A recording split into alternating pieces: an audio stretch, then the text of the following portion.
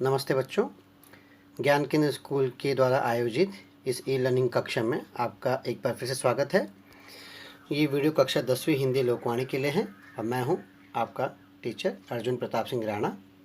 इस पाठ का नाम है सफ़र का साथी और सिर दर्द और इसके रचनाकार है रामनारायण उपाध्याय। बच्चों, इस पाठ का दूसरा भाग है। इसका पहला भाग हम कर चुके हैं। इन निर्देशों का हमेशा की तरह पालन कीजिए ताकि आपको कठिनाई न हो। आगे बढ़ते हैं बच्चों। अब तक हमने क्या देखा कि किस तरह से लेखक जो हैं वो रेल यात्रा कर रहे हैं। रेल यात्रा एक आरामदायक सफ़र है और खिड़की वाली सीट हो, बाहर का अच्छा खासा नज़ारा हो, मन की शांति हो तो सब कुछ अच्छा लगता है। लेकिन ये सब डिपेंड करता है, निर्भर करता है आपके सहयात्री पर। ट्रेन में सफ़र करने वाले सहयात्रियों से होने वाली परेशानियों के बारे में भी हम एक विचार कर लेते हैं, क्योंकि लेखक ने, व्यंग्यकार ने, श्री रामनारायण उपाध्याय जी ने इसी पर व्यंग्य किया है कि किस तरह से रेल यात्रा में मांग कर अखबार पढ़ने वाले, अनावश्यक बात करने वाले, बिन मांगे सलाह देने वाले लोग मिल जाते हैं। यहाँ पर हमने देखा पिछली कक्षा में कि किस तरह से लेखक सफ़र का आनंद ले रहा था और प्राकृतिक नज़ारे देख रहा था। उसी बीच उनके पास जो अखबार था वो उनके सहयात्री ने ले लिया। वो अखबार लेखक ने पढ़ा तक नहीं था, लेकिन सहयात्री मांग चुका है। अब वो सहयात्री की संपत्ति हो गई है। अब लेखक को इंतज़ार करना पड़ रहा है। वो दानकर्ता से लेनकर्ता हो चुका है। लेकिन इसके पहले कि अखबार लौटकर वापस उसके पास आता, उस सहयात्री ने वही अखबार, उन्हीं का अखबार, लेखक का अखबार किसी और को दे दिया। अब वो अखबार किसी और के पास जा चुका है। और अखबार के भी इतने सारे काम कि कोई उसमें संपादकीय देख रहा है, कोई ऐसे उस अखबार के भी अलग अलग हिस्से हो चुके हैं। और फिर उसी अखबार से कोई सीट झाड़ता है, कोई भोजन करता है। समाचार पत्र वाले भी सोचते होंगे कि हमारे अखबार के इतने उपयोग हो सकते हैं। अब लेखक जो आराम करना चाहता है तो तभी कोई प्रश्न पूछने लग जाता है कि आप कहाँ तक जा रहे हो। कहते हैं भोपाल तक जा रहे हैं। फिर कहते हैं कहाँ उतरोगे, हबीबगंज। फिर वो बिना मांगे सलाह देने लगता है कि आप हबीबगंज क्यों उतरते हो, आप यहाँ उतरो, आप वहाँ उतरो, आप यहाँ चले जाओ। लेखक परेशान है उनकी बातों से। उसके बाद लेखक सोचता है मैं चुप हो जाऊँगा तो वो भी चुप हो जाएगा, लेकिन नहीं, वो अपने परिवार के बारे में बताने लग जाता है, कहाँ काम करता है वो बताने लग जाता है।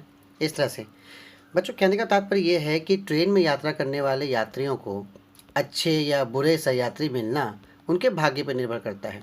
यात्री का भाग्य अच्छा हुआ तो कोई समझदार और शांत सहयात्री मिल जाता है, वरना सहयात्री को लेकर यात्री को पूरे यात्रा पर अपने भाग्य को कोसना पड़ता है।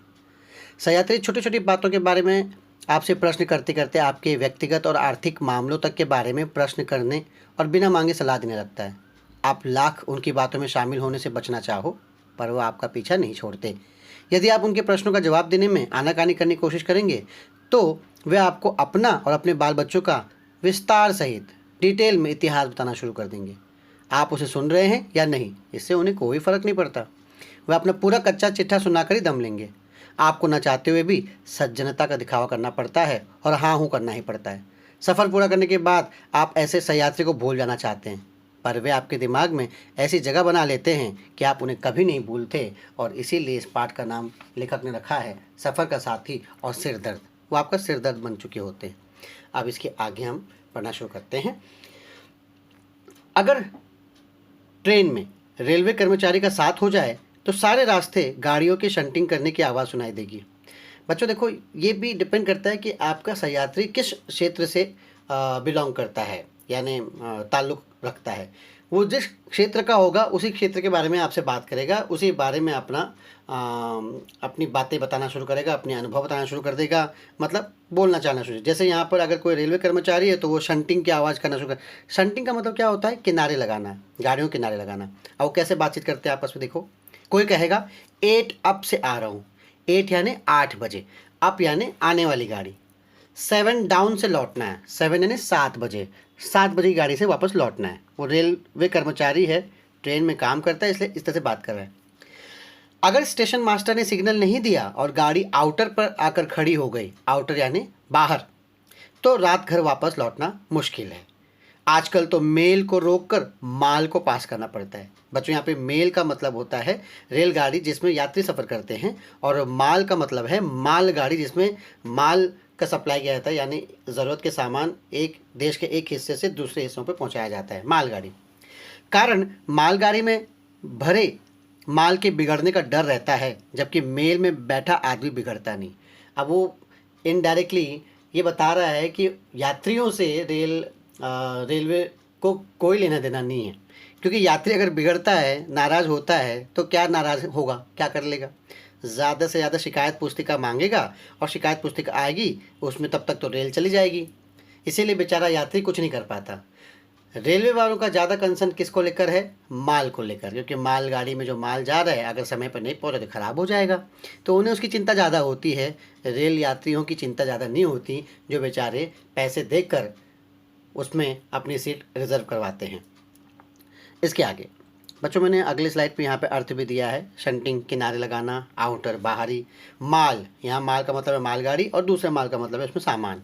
फिर माल का बिगड़ना मतलब माल का ख़राब होना, और यात्री का बिगड़ना गुस्सा होना। खैर, उसके आगे दूसरे ने कहा, मैं पूछताछ विभाग में काम करता हूँ। पूछताछ यानी इंक्वायरी डिपार्टमेंट। लोग बाग भी कैसे कैसे सवाल पूछते हैं। अब बच्चों देखो, वो अपना अनुभव बता रहा है। जो यात्री साथ में है, जो पूछताछ विभाग में काम करता है, रेलवे में काम करता है, वो अपना अनुभव बता रहा है, वो अपनी तरीके की बातचीत कर रहा है। वो कहता है, कोई पूछता है 10 बजे वाली रेल कब आएगी। अब ये भी बड़ी बात है, 10 बजे वाली रेल 10 बजे ही आएगी ना बच्चों, लेकिन वो कहता है 10, या कहता है कि हमसे ऐसे पूछने वाले आते, कहते हैं 10 बजे वाली ट्रेन कब आएगी।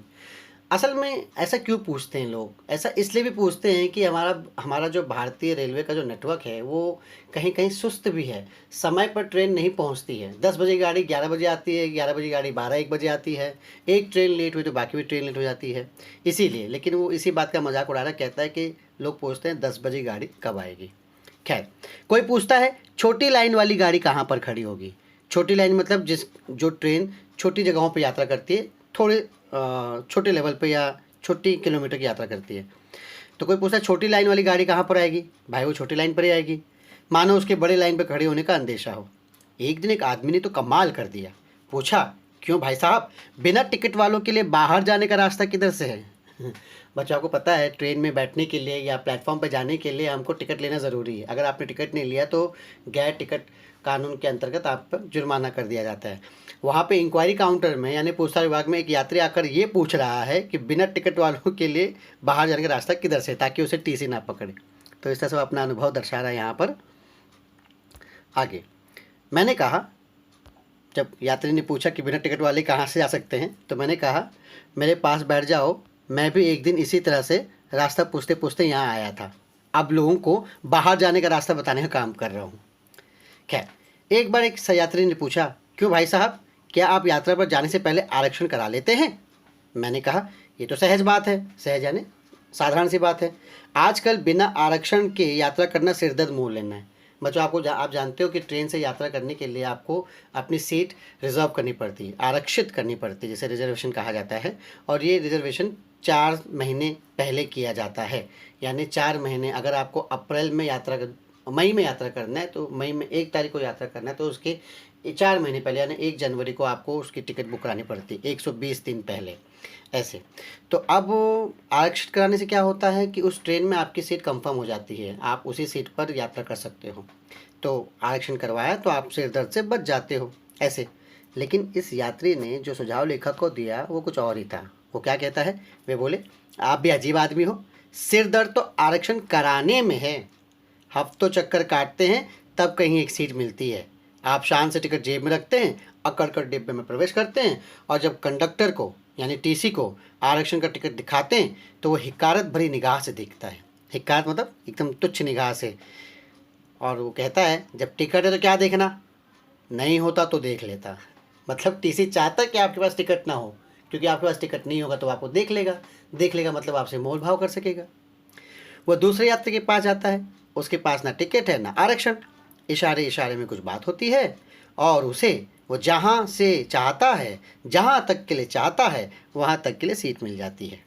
सही बात है बच्चों। जब हम टिकट आरक्षित करवाते हैं, ये भी एक अनुभव है। 4 महीने पहले आरक्षित कराने के बाद भी आप कंप्यूटर से टिकट आरक्षित करा सकते हैं, रेलवे खिड़की से आरक्षित करा सकते हैं। लेकिन क्या होता है, जैसे आप आरक्षण की टिकट पे बैठते हैं आरक्षण कराने के लिए कंप्यूटर पे चाहे रेलवे काउंटर पे, तो 5 से 10 मिनट के अंदर सारी टिकटें फुल हो जाती हैं। बताइए, 4 महीने पहले। तो ये जो यात्री है, सह यात्री लेखक का, वो क्या कहता है कि ये झंझट में मत पड़ो, इससे अच्छा कंडक्टर से मिल लो, कंडक्टर जहाँ से चाहा और जहाँ तक का चाहा आपको तुरंत उसको मोल भाव करके आपको टिकट दे देगा। मतलब ये ज़्यादा आसान है बजाय उस समय 4 महीने पहले परेशान होने के। आगे देखा नहीं आपने, रेल के हर डिब्बे पर लिखा है, ये टीसी है यहाँ पर, रेल के हर डिब्बे पर लिखा है भारतीय रेल जनता की संपत्ति है, इसे सुरक्षित रखिए। लेकिन इसके पीछे एक अलिखित इबारत भी होती है। अलिखित इबारत का मतलब बच्चों, अलिखित इबारत मतलब एक वाक्य। इबारत का मतलब होता है जो इस तरह से स्टेटमेंट दिया जाता है उसमें कि वाक्य दिया जाता है लिखा हुआ। अलिखित इबारत वो ये है कि भारतीय रेल कंडक्टर की संपत्ति है, क्योंकि कंडक्टर आपको जहाँ से चाहे और जहाँ तक का चाहे आपको टिकट दे देगा, लेकिन आपके पास पैसे होने चाहिए मोल भाव करने के लिए। खैर, सांझ हो चली थी यानी शाम हो गई थी, डिब्बे की बत्तियां जलने लगी थी, लोगों ने अपने अपने होलडाल बिछाने शुरू कर दिए थे। होलडाल मतलब कोई लोग, अब यात्री अपने साथ चादर ले आता है, कोई तकिया ले आता है, तो वो सीट पे बिछाना शुरू हो गया, लोग सोने की तैयारी कर रहे हैं। मैं भी थक कर चूर हो जाने के कारण सिरदर्द की गोली खाई और लेटना चाहा। अब देखो बच्चों, अब लेखक जो है सर दर्द हो रहा है तो गोली खा रहा है, अब चुपचाप उसको सोना है, लेकिन यहाँ पर भी उसे शांति नहीं मिलती, क्योंकि इस मुद्दे पर भी बातचीत शुरू हो जाती है। कैसे? सहयात्री ने देखा तो पूछा, क्या आपको सिर दर्द हो रहा है? मैंने कहा, जी हाँ। बोले, आप ऐसी वैसी गोलियां क्यों खाते हैं? इससे रिएक्शन हो सकता है। फिर पूछा, कल क्या खाया था? रास्ते में कहीं पूरी कचौड़ी तो नहीं खा ली थी? अरे, ये रेलवे ठेकेदार कल की बासी पूरी कचौड़ी को उबलती कढ़ाई में डालकर ताज़ा के नाम पे बेचते हैं। कहेंगे हाथ लगा कर देख लो गर्म है कि नहीं, उन्हें तो बस अपनी जेब गर्म करनी है। ये भी एक हाल है बच्चों कि बाहर रेलवे काउंटर पे भी, जहाँ पे फूड स्टॉल होते हैं, वहाँ पर भी जो भोजन होता है उसकी शुद्धता के बारे में हमको पता नहीं होता। वो किस तरह से भोजन दिया जाता है, क्या मिलावट की जाती है, बासी है ताज़ा है, इसकी जानकारी हमको नहीं होती। तो वही सही यात्री उनसे कह रहा है। फिर वो कहता है, मैं तो घर से पराठे लेकर चलता हूँ, रास्ते में कोई और पराठे वाला मिल जाता है तो 2 और 2 4 मिलाकर खाने में मज़ा आ जाता है। फिर पूछा, आपको सिर दर्द कितने समय से है? क्या यह पैतृक बीमारी है या केवल आपकी है? बच्चों, पैतृक मतलब पुश्तैनी, यानी बाप दादा के समय से चला आ रहा है, उनको भी सर दर्द होता रहता था, आपको भी सर दर्द हो रहा है, इस तरह से। मैंने कहा, मेरे परिवार में सभी के सिर हैं, अतएव सबको सिर दर्द होता है, स्वाभाविक है। वे बोले, क्या आप भी बिना सिर पैर की बातें करते हैं?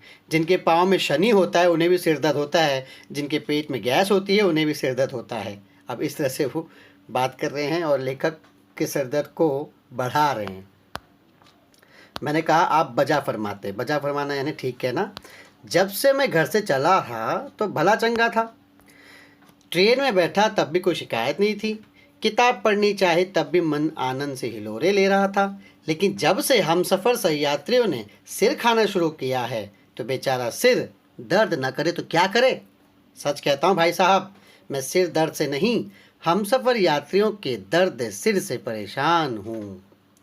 तो इस तरह से बच्चों, लेखक ने इस तरह से अपनी समस्या का यहाँ पे चित्रण किया है और बताया है कि ये सिर दर्द कोई पुश्तैनी सिर दर्द नहीं था, ये सिर दर्द सहयात्रियों से होने वाला, मिलने वाला सिर दर्द था, जिन्होंने परेशान कर रखा था अपनी बातों से। तो कहने का तात्पर्य यही है बच्चों, यहाँ पे पाठ खत्म होता है कि लोग यात्रा पर जाते हैं अपने किसी आवश्यक काम से, घूमने फिरने के उद्देश्य से, पर रेल यात्रा में यात्री को कभी कभी सहयात्रियों का ऐसा व्यवहार देखने में आता है कि जिससे उसे सिरदर्द हुए बिना नहीं रहता। यही इस हास्य एवं निबंध में लेखक ने बताया है, जिसमें वही कि मांग कर अखबार पढ़ने वाले, अनावश्यक बातें करने वाले, बिना मांगे सलाह देने वाले, ऐसे लोगों पर लेखक ने व्यंग्य किया है। तो इस तरह से बच्चों, आज हमारा ये पाठ यहाँ पे समाप्त होता है। अगली कक्षा में हम इससे संबंधित प्रश्नोत्तरी करेंगे। तब तक ले धन्यवाद, शुक्रिया। अगर आपको कुछ समझ में ना आया हो, कोई प्रश्न हो, तो आप मुझे पर्सनल मैसेज कर सकते हैं। ध्यान रखिए, सुरक्षित रहिए। धन्यवाद।